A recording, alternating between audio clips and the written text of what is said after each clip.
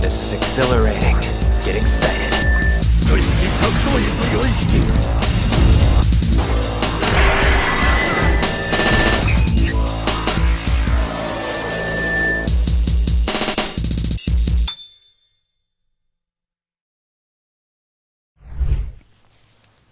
Aloha, Internet. Oh, God. I feel cringy just saying that. So, yeah. Doug is here, and he is going to be reviewing the new Lilo and Stitch live-action remake, which... Here's what I'll say about Lilo and Stitch. The original Lilo and Stitch, I think, is pretty dang good. It's not one of my favorite Disney animated films, but it's up there in terms of... just like imagination and creativity and all that, but at the same time, I mean, it's made by the same guy like Chris Sanders and Dean DeBelois, the original directors of like Lilo and Stitch, who then went on to do the How to Train Your Dragon series. Well, specifically, they did the first one together, and then Dean DeBelois did the second and third one by himself. And then Chris Sanders went on to do The Croods and a few other, and he just did The Wild Robot as well. But Lilo and Stitch, it's up and down, hit and miss in certain cases with the comedy. But this live action remake, much like the How to Train Your Dragon remake, I question: is it really necessary? No. That's basically where I'm at with it. So... But none of the live-action Disney remakes are ever necessary, and they just keep doing them. I'll say the one that I actually liked okay was the Jungle Book one. I liked it pretty good. Yeah. I mean, having Christopher Walken as all the rest King Louie after that were not good, though. Yeah, the Cinderella one was safe. It was very, very safe. That's all I'm going to say. And then I think the crown jewel of shit of the Disney live-action remakes is Snow White, which I think that speaks for itself, and I don't think I need to say anything else on it, except for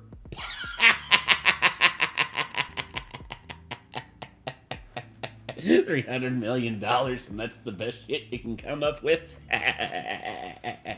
A lot of people probably lost their jobs because of that, and I'm laughing about it. And I'm enjoying every second of it. Because the vast majority of those people that... Not enough people are clearly losing their jobs, or Disney would have righted the ship somehow, you would think. The fact that Bob Iger is still the CEO... If you kick enough dead weight off the boat, eventually it should right, but that ain't happened. No, because Bob Iger and like his chorus of nodding-headed yes men and women are basically just not making the right choices.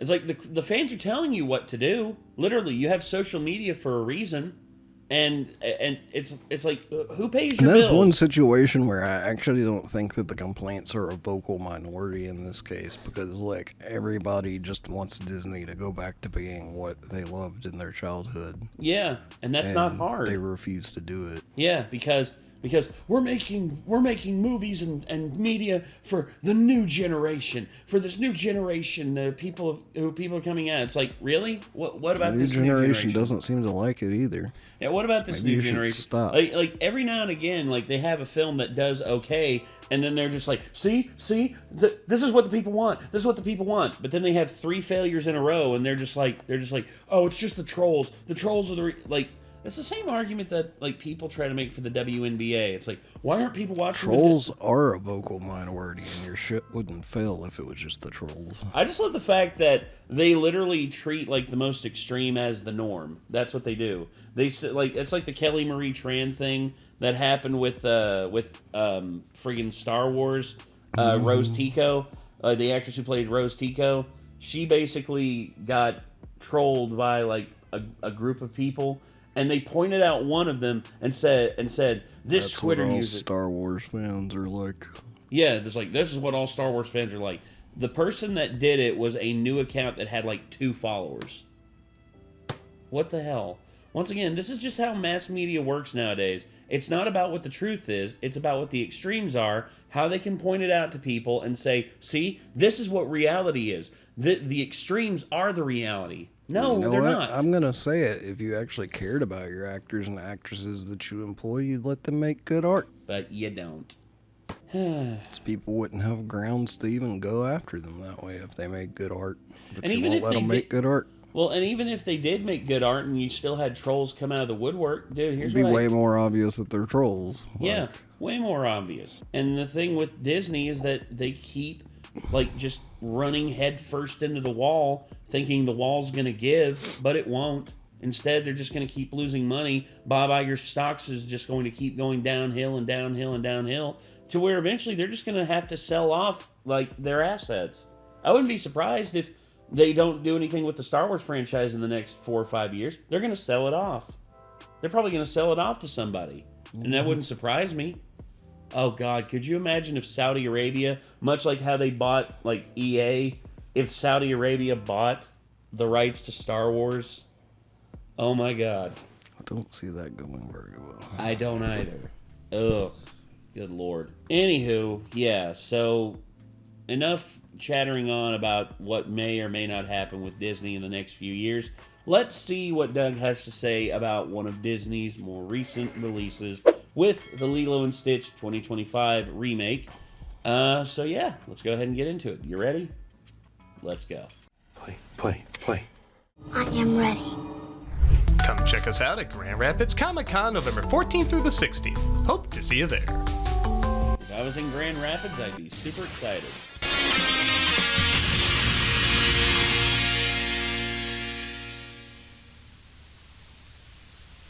Hello, I'm the Nostalgia Critic guy, remember? So you don't have to. What are you doing here, Leo? I came to get some advice. I thought you were handed over to people who were going to make you a nostalgia kid. I was. And who are they? Hello. Ah! Oh, What are the you doing down chart there? guys Exactly again. what you think. We understand you're doing a review of the Lilo and Stitch remake. So? So they need your help making me more profitable in the future. And how am I supposed to help with that? With our new invention? The Bad Machine! Is that a new production company from J.J. Abrams? No, it takes literally anything that's good and makes it bad. But you're modern Disney. You're experts at that. Or so they So accurate. thought. Yeah, the Snow White remake was a huge bomb, but the Lilo and Stitch remake was a huge hit. So we're trying to figure out the formula. Was it really? It was a huge hit. That's the thing, is like, it made more money than the original did. Wow. I know. Didn't look very good from what I saw.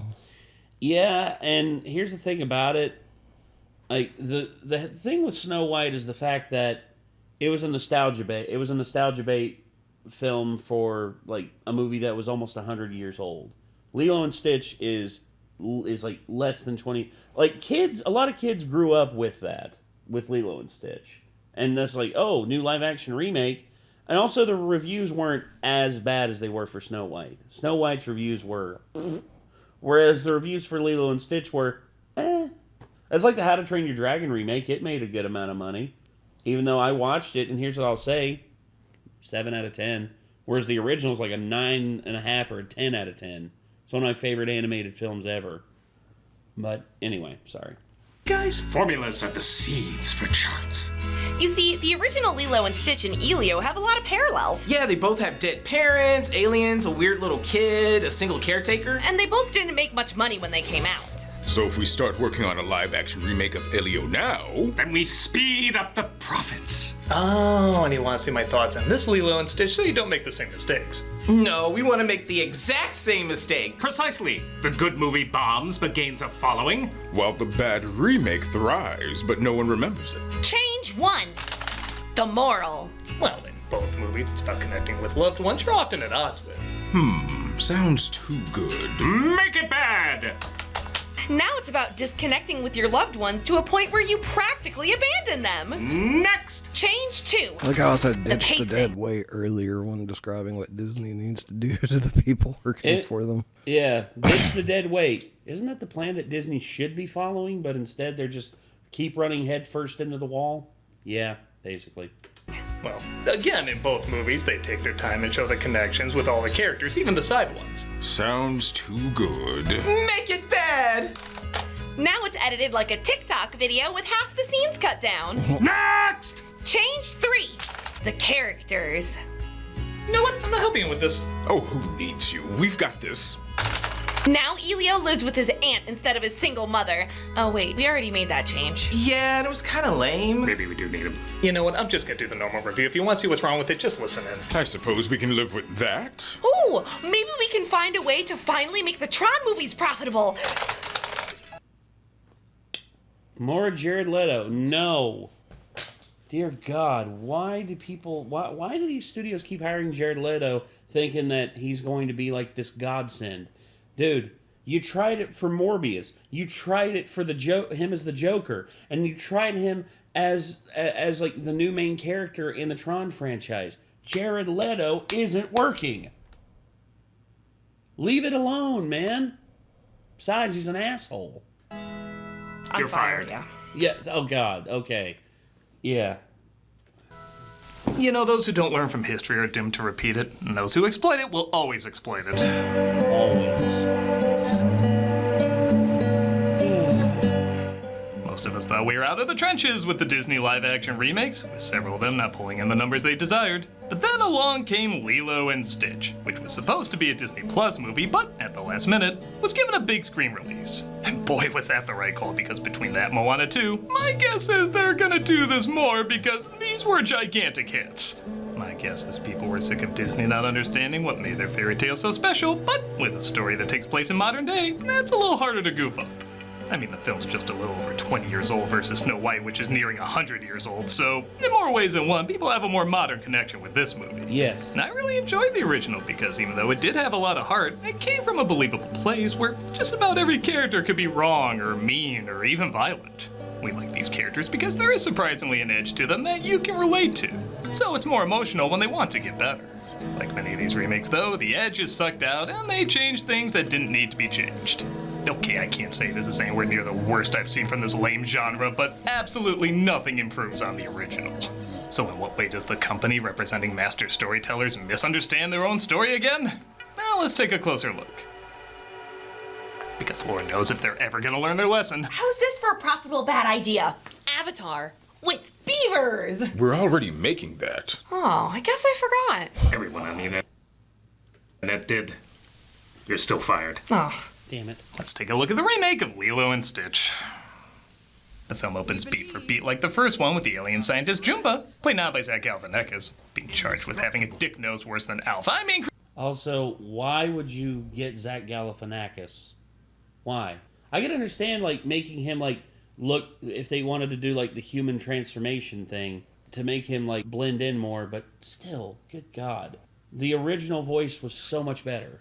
Creating a super weapon named 626. Yeah, phallic imagery is another weird thing this and Elio have in common. Chris Sanders again voices Stitch, who escapes from his prison, heading to Earth. He took the red one. We project he will collide with a planet called Earth. Terra. So you might be shrugging, alright, seems like the first one, no more no less, but here's the thing. The intro in the original before the title is 10 minutes long. The intro here is 6 minutes long. Now, you might be wondering how a movie missing several minutes from the original is actually 20 minutes longer, yet somehow feels 40 minutes longer. It's because the editing is dog shit. Yeah, if you take that table scene from Bohemian Rhapsody that became a meme a long time ago, that's basically the entire movie. It takes place in Hawaii. Yeah, that table scene, like the amount of cuts. Did you see the amount of cuts they did? The worst one that I've ever seen is from Taken 3. Liam Neeson runs up to a fence, hops over the fence, and runs on the other side. How many cuts do you think that would take? 2, maybe 3? You know, show him running up to it, and then cut to the other side of the fence, show him hopping over it, and then cut back to maybe the other side of the fence and show him running away and him being chased or something like that. 18 cuts. The fuck? 18 cuts. I'm not joking. Look it up. 18 motherfucking cuts. How? Who was editing this? Like you would have to try to fit that many cuts into just that happening. Yes. I don't get it. It's like cut. It's like the editors had a dumb bet with each other. It's like who can fit the most amount of pointless cuts into a scene. And I know we're talking about Taken 3 versus Bohemian Rhapsody. Bohemian Rhapsody, much more superior film. Bohemian Rhapsody is an amazingly good music documentary. Rami Malek, like Ben Hardy and all of them, Joe Mazzelio, they kill that movie. But But dear God, it's bad. But the shots aren't long enough to... Also, you want to know the hilarious thing about Hollywood? How full of shit Hollywood is? Do you know what film just so happened to win an Oscar for Best Editing? Bohemian Rhapsody. Hollywood is full of shit. I've said it for years, and there's more proof. Take in its beauty. Heavy moments that should be given time to breathe are trimmed down and replaced with bad ADR. You're gonna love it. Stop pretending to my mom! At least I don't tell the social worker I like jumping out a window. Why do I have to be at your work? I'm sick. Because someone got kicked out of hula. And they can get away with it because they're planning on you having seen the original. You'll confuse a rushed botch joke for being funny because you remember liking it when they actually put care into it the first time. Case in point, when Stitch says an alien swear word, you don't know what it means, but holding on one shot to show everybody's appalled reactions makes the bit work. The robots. The robot, yeah. See, that is funny. That is good comedy. Instead, what do? Naughty! Now in the remake, see if this is nearly as funny. So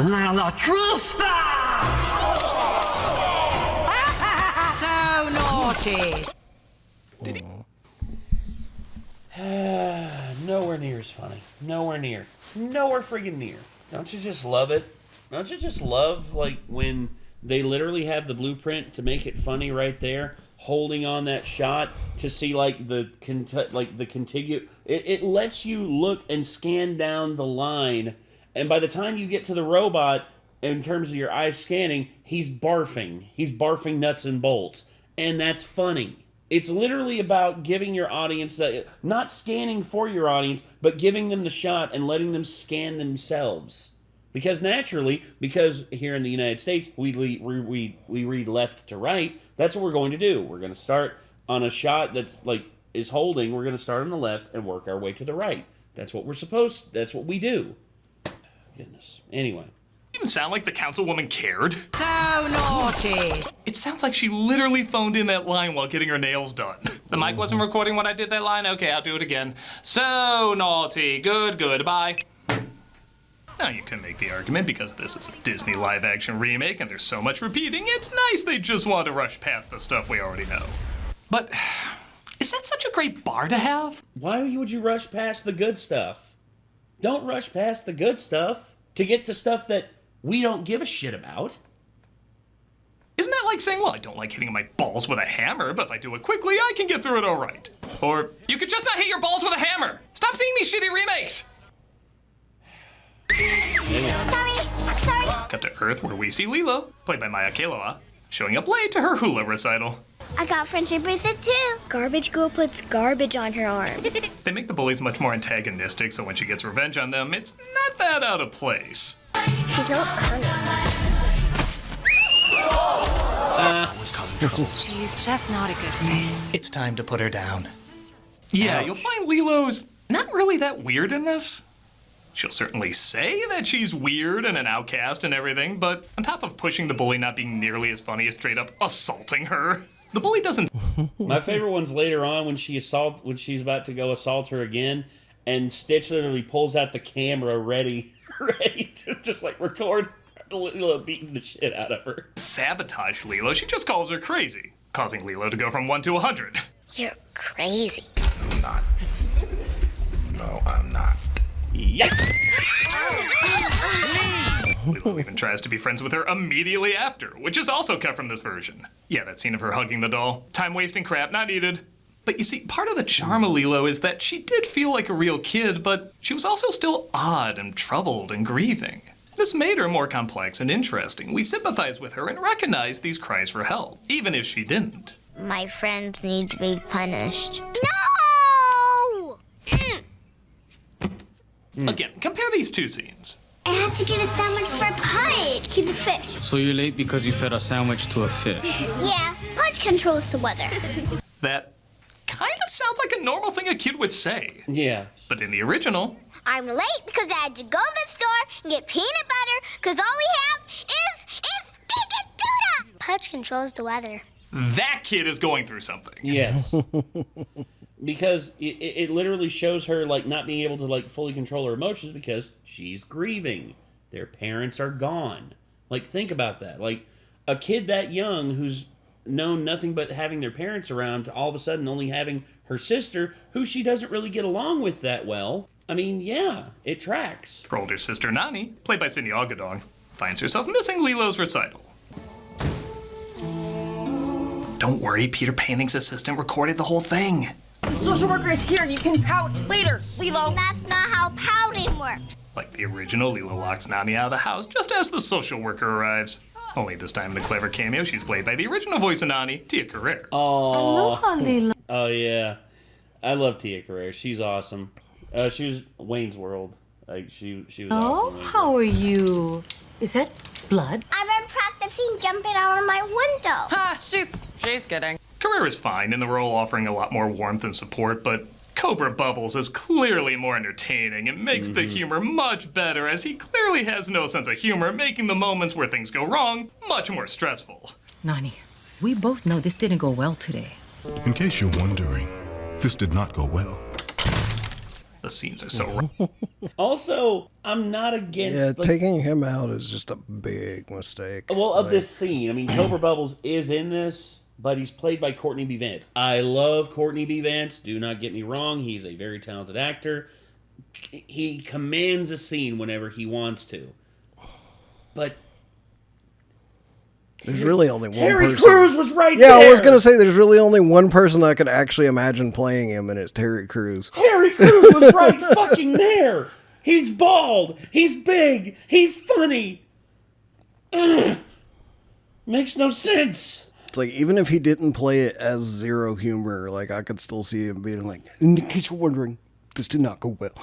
Yeah. You know? Actually, no, because that's the thing. He can turn it off. Like, he can turn the comedy off. Like, he can deadpan. But like him, like best. pulling the door open, like that's totally a Terry Crews thing. Like, Yeah, especially like from his Reno 9, not Reno, Brooklyn Nine-Nine character. Yeah, no, because him like popped your pillow. I mean, his name is like, oops. Like, yeah, he breaks stuff because he's so strong in that. Like that would make sense. And also Terry Crews literally opening the door, he'd be like, "Oh, just by the way, this did not go well." And then just like it, and he could add his own deadpan to it, and he's so naturally funny that it would just work. I don't understand why they couldn't get Terry Crews. If he was busy, okay, ball fair. dropped. But big ball drop on that one. Rush, they don't even mention how the parents die. In fact, when I first saw it, I didn't even hear them mention that they died.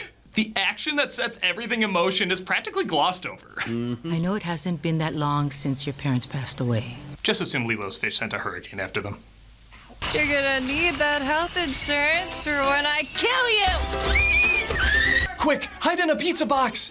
What's better than listening to you? Go your room! I don't eat my breath! So the good news is, the acting is pretty great. Yes. I do believe these two are sisters, and they bring a lot of charm.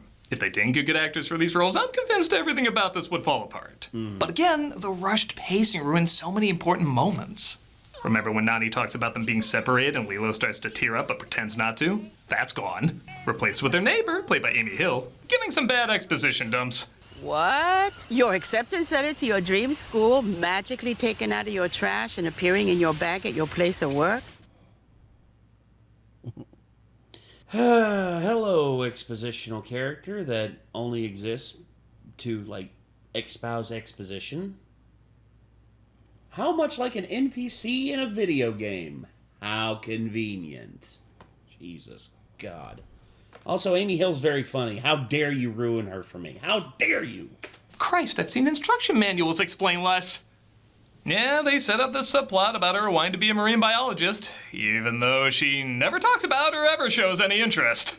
But thankfully, that gets in the way of major emotional scenes from the original, like when Nani said she'd rather have a rabbit than a sister, leading to this moment. I like you better as a sister than a mom. And you like me better as a sister than a rabbit, right? Oh. That's a real emotional moment, and there's a lot more like it in that scene. In the remake, it's literally delivered as a punchline. I like you better as a sister than a mom. Ouch.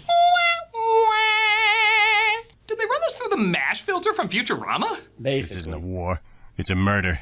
This isn't a war. It's a murder. Basically. Stitch crashes on planet Earth. This is relax. I know his every move. Were they so desperate to have an edit every 2 seconds he couldn't even finish that line on camera? And Stitch interrupts a wedding. It's not funny or needed, but it has a fart joke. That's good $1 billion writing. Hey look, the editing finally slowed down. And ironically, it made the joke worse. Again, the original...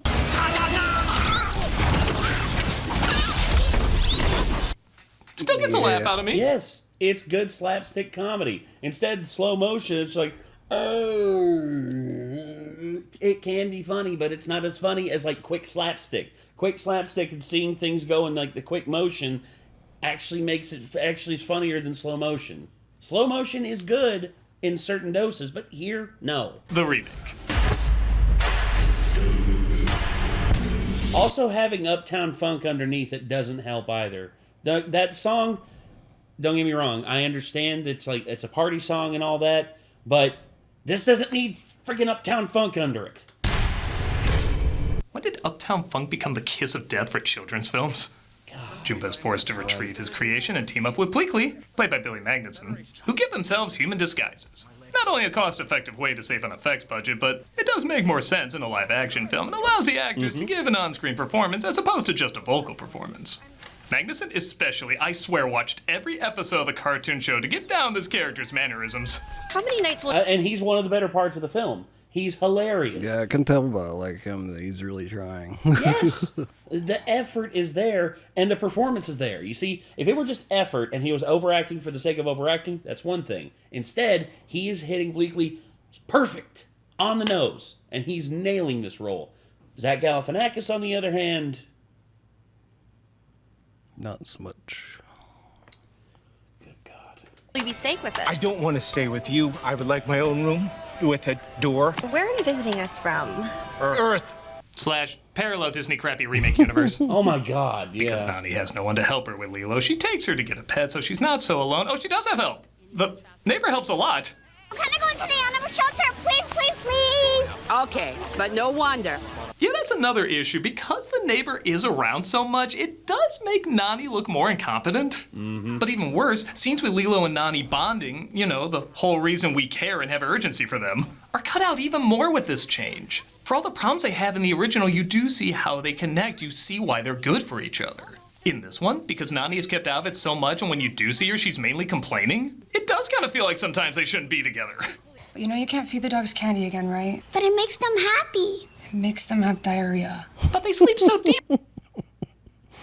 That was a good poop joke. That is a good yes, that is a good poop joke, I will admit. When I give them my Hershey bars. Stitch is It's just the line delivery by the vet receptionist was good. Yes. Oh yeah. Because she's serious and she knows like Lila's probably going to try and do it again anyway. Shelter and can thankfully read English. Hey, this phrase seems to know what Slim Jims is.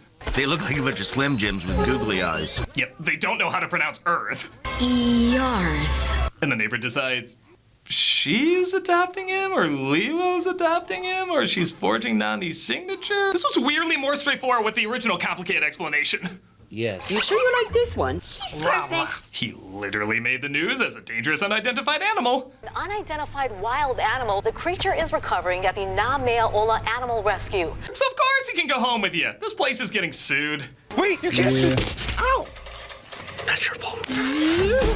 Meanwhile, the FBI are investigating the crashed spaceship. Special Agent Cobra Bubbles, there's... Again, Courtney B. Vance. Courtney B. Vance. It's not bad, but Terry Crews, man. I know. Come on. I know. I love Courtney B. Vance. Great actor. Anyway. No sign of a pilot. Also, you should have had sunglasses. Yes. Come on. Yes. Well, you butchered that name reveal. I don't even know why that's supposed to be funny in this version. Honestly, I don't even know why he's in this if he's not introduced as the social worker first. Finding out he was in the FBI later was such a funny reveal and tied up so many plot threads. A lot of people had issue with Gantu not being in the film, but in the grand scheme of things, he's not Gantu's that... not in it? Yes. What the hell? I know, and I can understand the decision to a certain extent, but still, I would have loved to have seen him in the live-action version. That's just my opinion. Needed. In the show, he's definitely needed, but in the movie, not as much. But this character is actively taking time away that could be spent... Who could have played him, too. Who dat? Dave Bautista. Oh my god, you're right. Imagine him. He's awesome as giant, muscly monster men. Like alien men, you know? and plus, the thing with him is he could play Gonto, and he could also, like, do the bodysuit and just do the performance. And also, he's funny, too. Like, especially when he's trying to be serious as Drax. Yeah. And his just delivery just nails it. I would have loved to have seen him try that part, though. And that would be good. That would have been good, too. Those two casting changes would have made it awesome, I think. Yes. And eliminate the... Would have at least, like, brought them above a okay, you know, to a pretty good. Yeah. And then also, also the neighbor, like, again, no need for her. She doesn't need to be... Or at least, like, not as often, you know. Yeah, I could see her as, like, a side character that's there. Like, Nani should have been going with Lilo to get Stitch from the animal shelter, like. 100%. On Lilo and Nani, which is already being taken away by focusing on Lilo and the neighbor. Yes. Just stay put. I'll be back in a second. And the neighbor's not even that good at looking out for her. They hotwire up Power Wheels while she's just somewhere else. He'll stop at nothing to get away from us. But he's gonna find out real soon he's stuck here. The reason this is being cut like it's the end of episode 1? Seriously, what is up with this editing? Nani takes Lilo to work, where we get another cute cameo. The original David, Jason Scott Lee as her boss. Hey. And speaking of which, David is in this movie as the son of the neighbor. She said that she likes her butt and fancy hair. She told you that? Nope, but I read her text messages. Damn. Text messages to who? I kind of assumed Nani didn't have many people in her life, hence why she had such a hard time finding people to look after Lilo. But the more they explain, it looks like she knows quite a few people, so why can't they help out? On top of the person that's already helping out. Like before they caused trouble, resulting in Nani getting fired. You know, he didn't even like that job. I don't want to hear it. Oh, guess they got rid of the vampire line too. Is this film's whole purpose to be devoid of personality? We're gonna get to a point where the next Disney live-action remake is just called The. Yeah. Now, I'm happy to report that the I like you better as a sister than a mother line is not the only heavy moment replaced with a dumbbell joke. Dad said Ohana means family. Family means nobody gets left behind or forgotten. Ohana means family. Family means nobody gets left behind or forgotten. That line would be just as iconic if that's how they originally did it. No. Maybe it's to tie in how half-assed they actually convey the message, but we'll get to that in a bit. That's the board. Oh, this is how she trained. She was great at it. Lilo shows Nani used to be a surfer, and even though that and this hula scene are clearly done to be a plot point later, I know because this is the only moment the movie can sit still, and even then there's an edit every few seconds. There's still sweet moments. What's this? Did you even see? They recreate the speaker scene, but Nani doesn't see it to give a reaction, so what's the point of doing it if it's not going to be as funny? That's speaking. Yeah. Again, Nani's reaction to that was hilarious. Because she was just like, what? Just, yeah. And this actress is capable of giving a performance like that. They just don't let her do it. So stupid. The witch Cobra goes undercover as a social worker as he suspects Stitch is an alien. Because screw clever comedic twist, this is clearly the better way to make him a social worker and an agent. He gets a hair from Stitch just before we get this knee slapper. Where'd you get the name Jumper? It's a family name. Do I honestly have to go to G-Force to see funnier jokes from him? It's not. Yes, you do. My God. He seems to strike out looking for a new job. Maybe you can do something you love. Marine biology. Oh, I mean surfing. Yeah, I don't talk about either of them, but the movie says I love them, so this is my passion. Hey. Oh, I didn't know they got bitches. So even Doug writes funnier jokes than this fucking movie does. Like in the first one, Juba and Pleakley attack, causing Lilo to almost drown. Call an ambulance! Someone's after it too. The next chance I get, I'm catching him. I bet every movie made by committee wishes all characters have phones in front of them so they could ADR whatever they want. They take her to the hospital where the social worker says, hey, a Lilo-less life is looking pretty good for you. There's a way that the state will pay for all of this. You have to relinquish guardianship of Lilo. What would that look like? It looks like you relinquishing guardianship of Lilo. Did AI write this? Basically, seems like it. Nani seriously considers this. The councilwoman says Jumba and Bleakley have done enough damage and they're being taken off the mission. Jumba decides he's going rogue as Nani gets used to the idea of being without Lilo. You would tell me about all of your fun little adventures with Alvin and Tutu and stuff like that. And you know, I'll give credit. I like that they focus on Lilo just looking down at Nani not eating her pizza. Like, she knows something's up. That's actually so subtle I missed it the first time. It's actually one of the few moments the editing is pretty smart. There's so few of those moments, so when they happen, I figure draw attention to it. Might as the well. next day, the social workers come to pick Lilo up.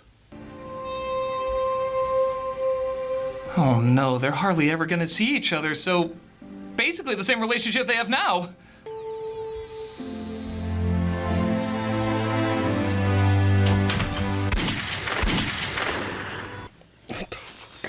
Oh, that's dark. That's fucking dark, Doug. Oh. Wow. She's not here.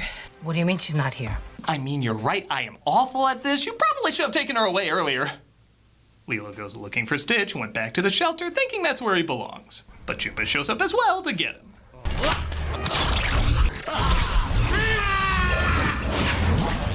Good thing Now I you're showed you how thinking to with portals. Yeah. play Portal.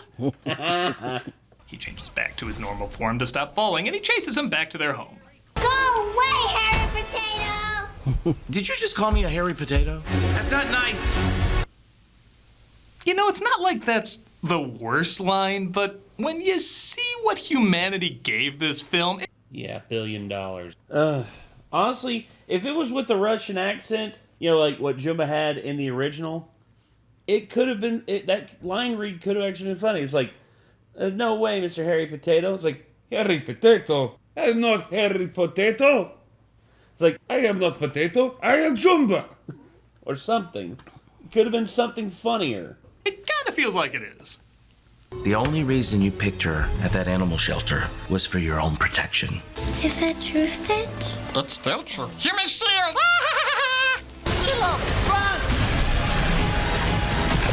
So Jumba ends up being the main threat, and while some people had a problem with this, I could take it or leave it. He already started off evil. It does make the story tighter, and it subtracts one extra character. But I also get the idea that the original complements the idea that people seen as outcasts should be given second chances. I don't know. I'm surprisingly indifferent to it. It's the ability to see what others can't. He takes Lilo and Stitch aboard his ship as Cobra captures Bleakley and says he needs to take him into custody. Where is my sister? Priority is getting this thing into custody. I took an oath to protect the American people. What do you think we are? A Commonwealth. Wait, have I thought I was in Puerto Rico this whole time? My God. He agrees to help as Lilo breaks Stitch out and they eject Jumba from the ship, causing it to crash. Stitch goes back for Lilo's picture of her folks, but the water causes him to get heavier, making it impossible to bring him to the surface.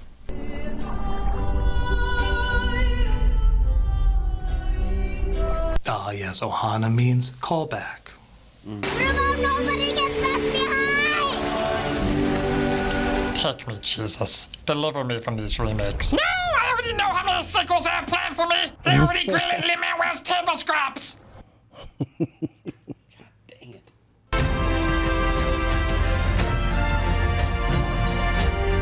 Nani, I guess can hold her breath for a really long time. Guybrush Threepwood lungs here. And she uses her marine biology knowledge to revive, or they Frankenweenie him back to life. Again, anything to show his little interest in her ultimate... Did you just say Guybrush Threepwood? Huh? Did he just reference Monkey Island? I think he did, yeah. Hell yeah. For a really long time. Guybrush Threepwood lungs here. Hell yeah. Damn, it's like Doug. I was so unexpected I almost didn't catch it. Damn, Doug. Doug pulling a bit of old school reference. Uses her marine biology knowledge to revive, or they Frankenweenie him back to life. Again, anything to show as little interest in her ultimate passion as possible.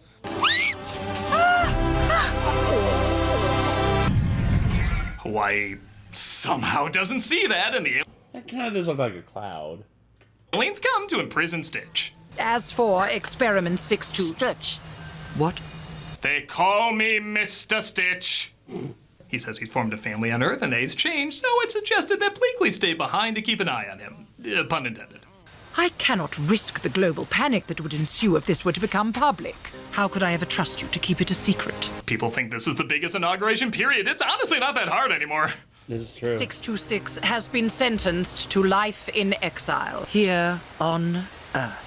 Yeah, the adoption papers and the mosquito backstory were far more clever. Again, Cobra seems really pointless in all this. But don't worry, there's even more pointless changes. You see, Lilo is still gonna be taken away, but the neighbor says she'll adopt her. Okay, a little overly complicated, but whatever. At least they'll still be together. Oh wait, they won't, because Nani's gonna leave the state to go to that marine biology school. It's a lot more complicated than that. But I wanted to go.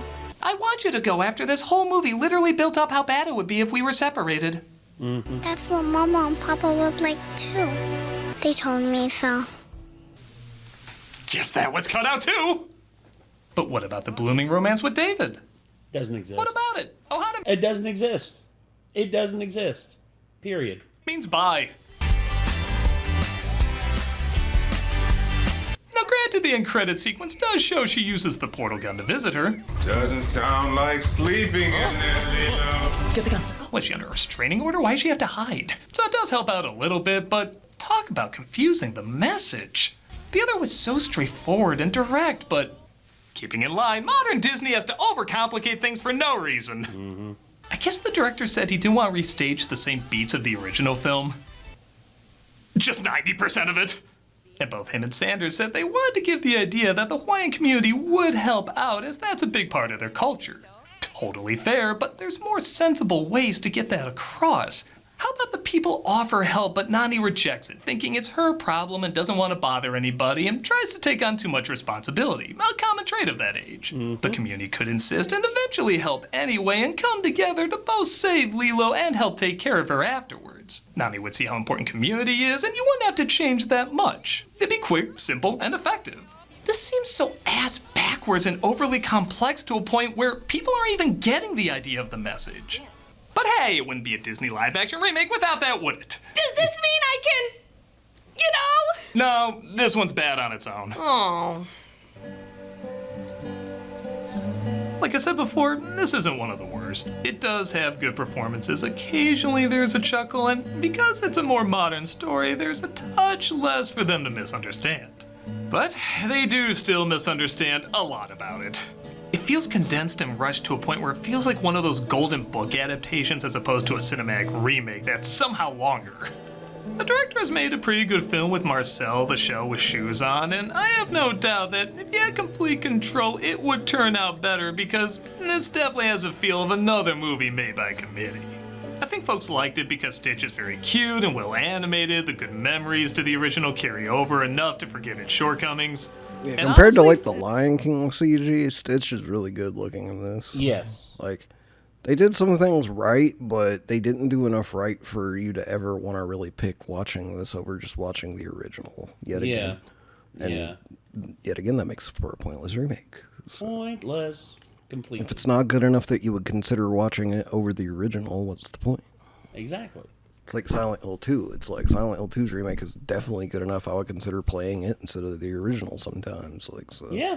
I would consider playing the original in certain regards. Same with the RE2 remake, the RE4 remake, yeah. Well, specifically, my main reason for playing the one version of the original Silent Hill I'd play is the Enhanced Edition. Because the Enhanced Edition is almost perfect because of what it does. It literally is it's literally like the perfect remaster for the original Silent Hill 2. Speaking of remakes, they dropped another Fatal Frame 2 trailer remake, and it looks good. Oh, now we're talking. Not trailer, remake trailer. Yeah.